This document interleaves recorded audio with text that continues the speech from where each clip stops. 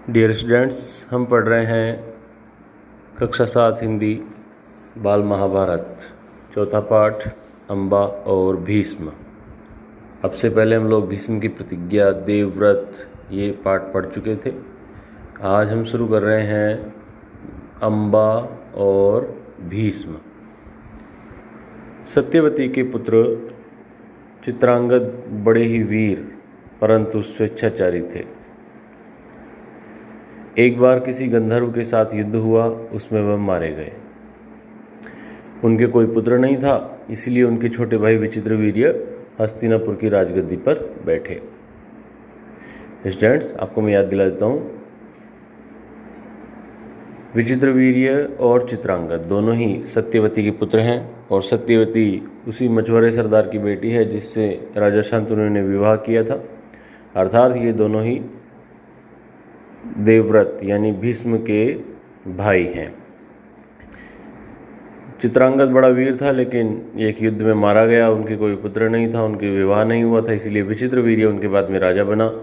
विचित्रवीर्य की आयु उस समय बहुत छोटी थी, इस कारण उनके बालिग होने तक राजकाज भीष्म को ही संभालना पड़ा।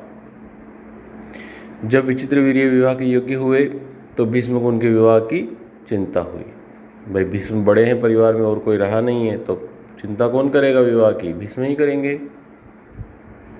तो ऐसे में भीष्म को विवाह की चिंता हुई। उन्हें खबर लगी कि काशीराज की कन्याओं का स्वयंवर होने वाला है। काशीराज, काशी के राजा। यह जानकर भीष्म बड़े खुश हुए और स्वयंवर में सम्मिलित होने के लिए काशी रवाना हो गए। अब आप सोच रहे होंगे कि सर, भीष्म ने तो प्रतिज्ञा की थी वो विवाह नहीं करेंगे, तो फिर ये स्वयंवर में स्वयं क्यों जा रहे हैं? तो प्यारे बच्चों, वो स्वयं विवाह नहीं करेंगे, वहाँ पर वो कन्याएं देखने जा रहे हैं अपने भाई विचित्रवीर्य के लिए।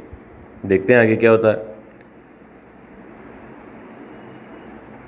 देश विदेश के अनेक राजकुमार स्वयं उस स्वयंवर में भाग लेने के लिए आए थे। राजपुत्रियों को पाने के लिए आपस में बड़ी स्पर्धा थी। स्पर्धा, प्रतियोगिता, कंपटीशन। क्षत्रियों में भीष्म की प्रतिज्ञा की प्रतिष्ठा अद्वितीय थी। अर्थात सब लोगों को पता था कि भीष्म ने प्रतिज्ञा कर रखी है कि वो विवाह नहीं करेंगे। उनके महान त्याग और भीषण प्रतिज्ञा का हाल सब जानते थे।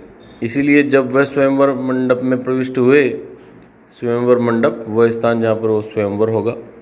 प्यारे बच्चों, स्वयंवर क्या होता है समझिएगा। स्वयंवर एक ऐसी विवाह की पद्धति है जिसमें दुल्हन को, लड़की को यह अवसर दिया जाता है कि वो अनेक लड़कों में से अपने स्वयं के लिए एक वर का चुनाव करे, एक दूल्हे का चुनाव करे, तो वो स्वयंवर है। तो जैसे ही भीष्म वहाँ पर प्रविष्ट हुए उस मंडप में,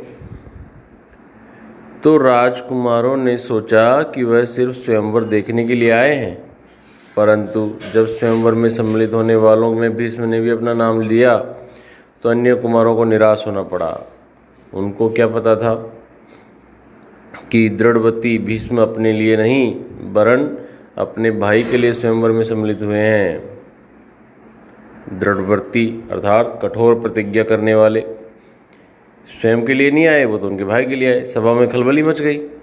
चारों ओर से भीष्म पर फफ्तियाँ कसी जाने लगी। फफ्तियाँ कसना अर्थात ताना मारना। देखिए शब्द आया फफ्तियाँ। फफ्तियाँ कसना मतलब ताना मारना। माना कि भारतवंशी भीष्म बड़े बुद्धिमान और विद्वान हैं, स्वयंवर से इन्हें क्या मतलब, इनके प्रण का क्या हुआ, जीवन भर ब्रह्मचारी रहने की इन्होंने जो प्रतिज्ञा की थी वह क्या झूठी थी? इस भांति सब राजकुमारों ने भीष्म की हंसी उड़ाई और बात सही भी थी, क्योंकि सब जानते थे कि भीष्म ने प्रतिज्ञा की है कि मैं कभी विवाह नहीं करूंगा। अब यदि वो स्वयंवर में आता है और अपना नाम लिखवाता है तो क्या उसकी प्रतिज्ञा झूठी थी? ऐसा सब लोग बोलेंगे। यहाँ तक कि काशीराज की कन्याओं ने भी भीष्म की तरफ से दृष्टि फेर ली और उनकी अवहेलना सी करने लगी और आगे चल दी।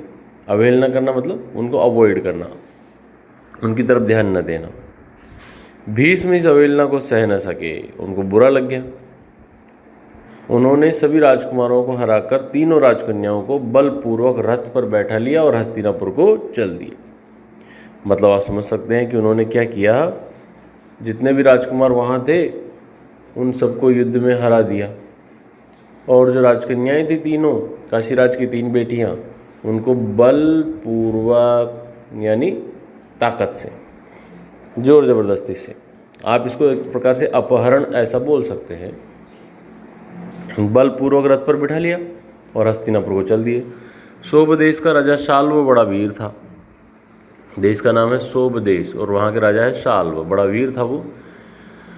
काशीराज की सबसे बड़ी कन्या अम्बा उस पर अनुरक्त थी। अनुरक्त थी अर्थात वो उससे प्रेम करती थी। तो काशीराज की 3 कन्याओं में सबसे बड़ी, जिसका नाम है अम्बा, वो शाल्व नाम के एक राजा से प्रेम करती थी और उसको मनी मन अपना पति मान चुकी थी। शाल्व ने भीष्म के रथ का पीछा किया और उनको रोकने का प्रयत्न किया। इस पर भीष्म और शाल्व के बीच में घोर युद्ध छिड़ गया। भीष्म ने उसे हरा दिया, किंतु काशीराज की कन्याओं की प्रार्थना पर उसे जीवित छोड़ दिया। अर्थात शाल्व को हरा तो दिया लेकिन मारा नहीं। क्यों नहीं मारा? क्योंकि काशीराज की जो 3 बेटियां थी, उन्होंने प्रार्थना की कि इनको मत मारो, इनको छोड़ दो, तो उन्होंने छोड़ दिया। भीष्म काशीराज की कन्याओं को लेकर हस्तिनापुर पहुंच गए, मतलब अपने घर आ गए। विचित्र वीर्य के विवाह की सारी तैयारियां हो जाने के बाद जब कन्याओं को विवाह मंडप में ले जाने का समय आया तो काशीराज की बड़ी बेटी अम्बा एकांत में भीष्म से बोली, गांगेय, ध्यान देना यहाँ गांगेय क्यों कहा गया है। गांगेय एक शब्द आया है, देखिए प्यारे बच्चों, गांगेय ये भीष्म को कहा गया है, देवव्रत को कहा गया है, क्योंकि भीष्म गंगा के पुत्र हैं और इस प्रकार से उन्हें गांगेय कहा गया है। तो क्या बोली अम्बा, गांगेय, मैंने अपने मन में शोभ देश के राजा शाल्व को अपना पति मान लिया था। इसी बीच आप मुझे बलपूर्वक यहाँ ले आए। मेरे मन की बात जानने के बाद आप मेरे बारे में आप जो उचित समझें वो करें। अर्थात अम्बा ने कहा कि भाई मैं तो शाल्व से प्रेम करती हूँ, अब यदि आप मुझे यहाँ ले आए और अपने भाई विचित्र वीर्य से विवाह करवाएंगे तो ये तो अच्छी बात नहीं होगी। अब आप जो उचित समझें, आप जो ठीक समझें, आप तो बड़े समझदार हैं, वही करिए। तो भीष्म को अम्बा की बात जच गई, अर्थात पसंद आ गई कि हाँ ये बात तो सही कह रही है। उन्होंने अम्बा को उसकी इच्छा अनुसार उचित प्रबंध के साथ शाल्व के पास भेज दिया और अम्बा की दोनों बहनों अंबिका और अम्बालिका का विचित्र वीर्य के साथ विवाह कर दिया। आप ध्यान देना प्यारे बच्चों, तीनों बहनों के नाम देखिए, पहली है अम्बा, फिर है अंबिका और अम्बालिका। तो अम्बा जो कि शाल्व से प्रेम करती है, उसने भीष्म से जब अपने मन की बात कही तो भीष्म ने उसको शाल्व के पास भेज दिया और बाकी 2 बहनों का विवाह अपने छोटे भाई विचित्र वीर्य से करवा दिया। अम्बा अपने मन से मनोनीत अर्थात मन से माना हुआ, उसने मन से मान लिया था ना। अम्बा अपने मन से मनोनीत वर शोभराज शाल्व के पास गई और सारा वृतांत कह सुनाया। वृतांत मतलब घटना, जो भी हुआ वो सब कह दिया। उसने कहा, राजन, मैं आपको ही अपना पति मान चुकी हूँ। मेरे अनुरोध से भीष्म ने मुझे आपके पास भेजा है। आप मुझे अपनी पत्नी स्वीकार कर लें, ऐसा अम्बा ने जाकर शाल्व से कहा। अनुरोध एक शब्द आया है, अनुरोध मतलब होता है प्रार्थना, रिक्वेस्ट। तो मैंने उनसे रिक्वेस्ट किया और उन्होंने मेरी रिक्वेस्ट मान ली और आपके पास में मुझे भेज दिया है। पर शाल्व न माना। उसने अम्बा से कहा कि सारे राजकुमारों के सामने भीष्म ने मुझे युद्ध में पराजित किया और तुम्हें बलपूर्वक हरण करके ले गया। हरण, अपहरण करना, किडनैप कर लेना। इतने बड़े अपमान के बाद मैं तुम्हें कैसे स्वीकार कर सकता हूँ। तुम्हारे लिए अब उचित यही है कि तुम भीष्म के पास जाओ और उनकी सलाह के मुताबिक ही काम करो। अब देखो भाई, भीष्म ने अम्बा को शाल्व के पास भेजा, लेकिन शाल्व ने अम्बा को स्वीकार नहीं किया। वो बोली कि भाई देखो, भीष्म ने सबके सामने मेरा अपमान किया, सारे राजकुमारों के सामने मुझे हराया और तुम्हें किडनैप करके अपहरण करके ले गया। ऐसे में अब मैं तुम्हें स्वीकार नहीं कर सकता हूँ, इसलिए तुम जाओ वापस भीष्म के पास और वो जैसा कहे वैसा ही करो। बेचारी अम्बा हस्तिनापुर से लौट आई और भीष्म को सारा हाल कह सुनाया। उन्होंने विचित्रवीर्य से कहा, वत्स, राजा शाल्व अम्बा को स्वीकार नहीं करता है। इसी से विदित होता है कि उसकी इच्छा अम्बा को पत्नी बनाने की नहीं थी। अब उसके साथ तुम्हारा ब्याह करने में कोई आपत्ति नहीं रही है, पर विचित्रवीर्य अम्बा के साथ ब्याह करने को राजी नहीं हुआ। भाई देखो, तीनों बहनों को भीष्म लेकर के आए थे अपने भाई विचित्रवीर्य से विवाह करने के लिए, लेकिन बीच में ही अम्बा ने कहा कि मैं तो शालू से प्रेम करती हूँ, उसी से विवाह करूंगी, तो अम्बा को वापस भेज दिया और बाकी 2 बहनों से विवाह करवा दिया। लेकिन जब अम्बा वहाँ गई तो शालू ने उसको स्वीकार ही नहीं किया, अम्बा वापस आ गई। अब जबकि अम्बा वापस आ गई तो भीष्म ने फिर विचित्रवीर्य से पूछा कि भाई तू इससे भी विवाह कर ले, लेकिन अब विचित्रवीर्य ने अम्बा से ब्याह करने से मना कर दिया, वो राजी नहीं हुआ। बेचारी अम्बा न इधर की रही न उधर की।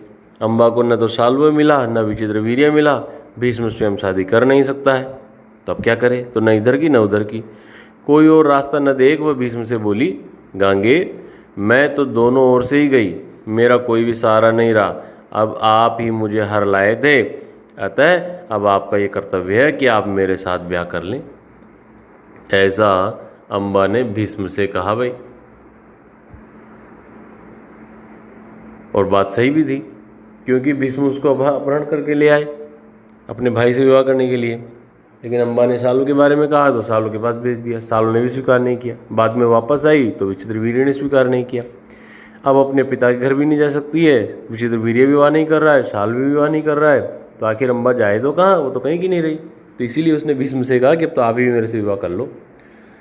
भीष्म ने उसकी बात ध्यान से सुनी और अपनी प्रतिज्ञा की याद दिलाकर बोले, अपनी प्रतिज्ञा मैं नहीं तोड़ सकता। और आपको पता ही है भीष्म ने प्रतिज्ञा की थी कि मैं जीवन भर विवाह नहीं करूंगा, कंवारा ही रहूंगा। उन्होंने अम्बा की परिस्थिति समझकर विचित्रवीर्य से दोबारा आग्रह किया, विनती की, रिक्वेस्ट की, पर वह न माना, विचित्रवीर्य नहीं माना भैया। भीष्म ने अम्बा को फिर समझाया और कहा कि शोभराज शाल्व के ही पास जाओ और एक बार फिर प्रार्थना करो। लाचार मतलब मजबूर अम्बा फिर से शाल्व के पास गई और उसकी बहुत मिन्नतें की, मिन्नतें करना, प्रार्थना करना, रिक्वेस्ट करना, लेकिन दूसरे की जीती हुई कन्या को स्वीकार करने से शोभराज ने इनकार कर दिया कि भाई आप तो किसी और की जीती हुई है, वो आपको जीत के ले गया, मैं उसको क्यों स्वीकार करूं, ये तो मेरा अपमान हो जाएगा, मैं स्वीकार नहीं कर सकता भाई। अम्बा इस प्रकार 6 साल तक, डियर स्टूडेंट्स ध्यान रखना, 6 साल तक हस्तिनापुर और सोपदेश के बीच में ठोकरें खाती रही फिरी। शाल्व के पास जाती, वो मना कर देता, फिर भीष्म के पास आती, भीष्म फिर समझा के शाल्व के पास भेज देते। इस प्रकार से 6 साल बीत गए।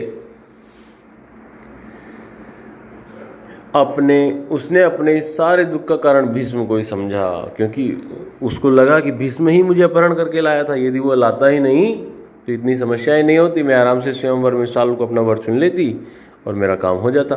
तो भीष्म ही है जिसकी वजह से मुझे दुख मिल रहा है। उन पर उसे बहुत क्रोध आया और प्रतिहिंसा की आग उसके मन में जलने लगी। प्रतिहिंसा मतलब बदला, कि भीष्म ने मेरे साथ बुरा किया, मैं भीष्म से क्या लूँगी, बदला लूँगी। भीष्म से बदला लेने की इच्छा से वह कई राजाओं के पास गई और उनको अपना दुखड़ा सुनाया, अपना दुख बताया कि भाई देखो भीष्म ने मेरे साथ ऐसा किया, आप लोग मेरी मदद करो भीष्म से बदला लेने में।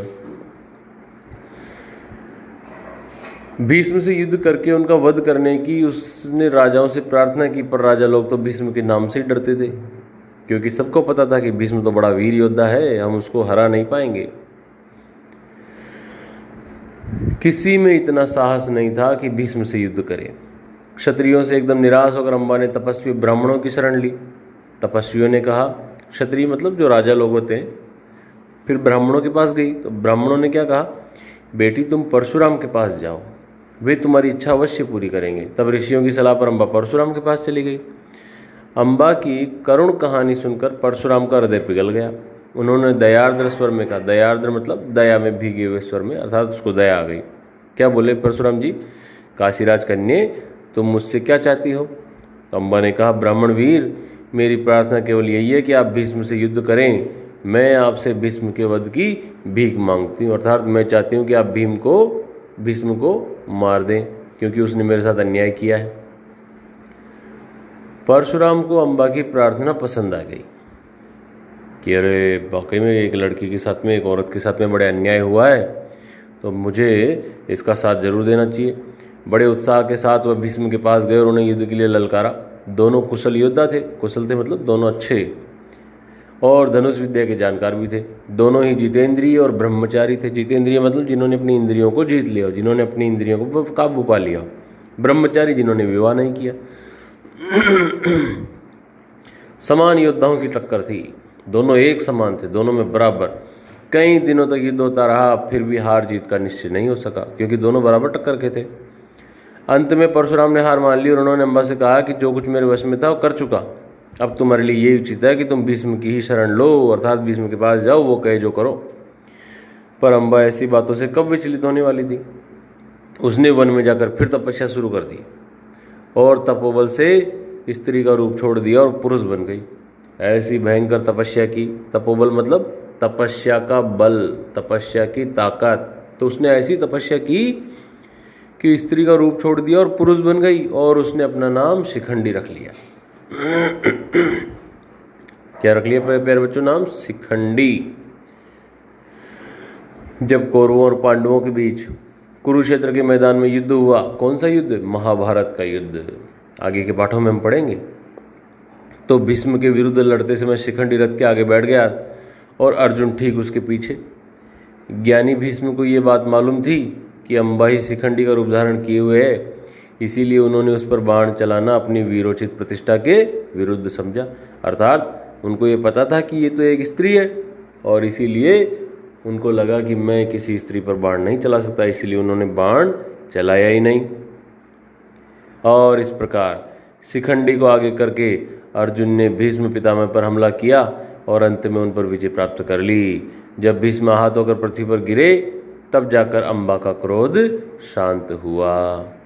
तो डियर स्टूडेंट्स, आज हमने पढ़ा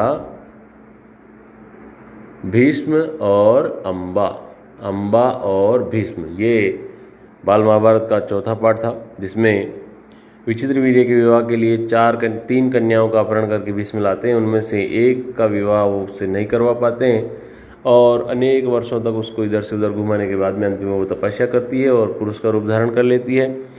आगे चलकर जब महाभारत का युद्ध होता है, तो उस समय में वो भीष्म पितामह के मृत्यु का कारण बनती है। इसी पाठ के कुछ प्रश्न मैं आपको भेजूंगा, आपको उनको लिख करके बताना है। Thank you.